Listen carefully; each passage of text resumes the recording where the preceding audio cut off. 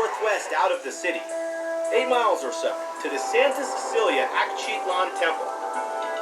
It's just one of a dozen known Aztec temples that were once scattered all over this area. And it was a place built for a disturbing ritual: human sacrifice. Whoa, this is my first Aztec temple, and it's impressive. It must be like 100 feet high.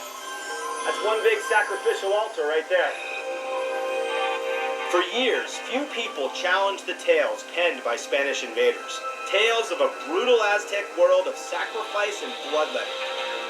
But in the last few decades, archaeologists have been digging around, trying to learn more about the real world of the Aztecs. And one person who's been studying them for 40 years is Dr. Ross Hassig. Hey Ross, nice to meet you. Thanks for coming by. You know, this is my first Aztec temple, and I'm wondering what you can tell me about it. Well, this is a dual pyramid. On this side, it was dedicated to their patron god, Huitzilopochtli, who's a god. Ross explains that temples were often built in pairs, one to a major Aztec god and another to a lesser local god. But what about the rituals that took place in these temples? That's what I want to know about. It could be anything as simple as offering food or drink to the gods, through auto-sacrifice, where you cut your own flesh and offer blood, up through human sacrifice. Human sacrifice, too? Yes. Human sacrifice? Blood and gore? That's what interests me. Ross tells me the first stop on our tour is at the top of the pyramid, where there's something pretty sinister he wants me to see.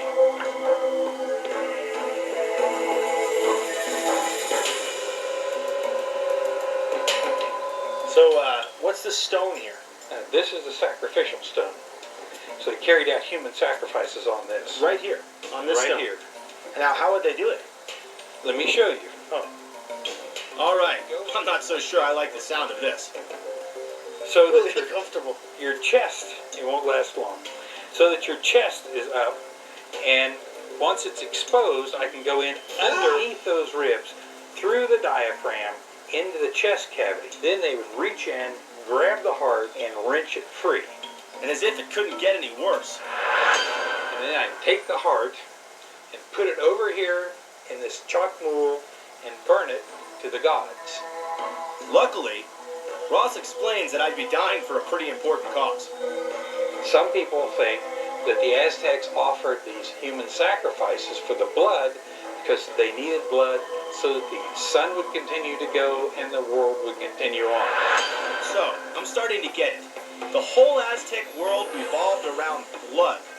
It fed the gods, and the gods, they believed, sent the rain, made the sun rise, and grew the crops that kept them alive. In short, blood was the fuel that kept the world on track.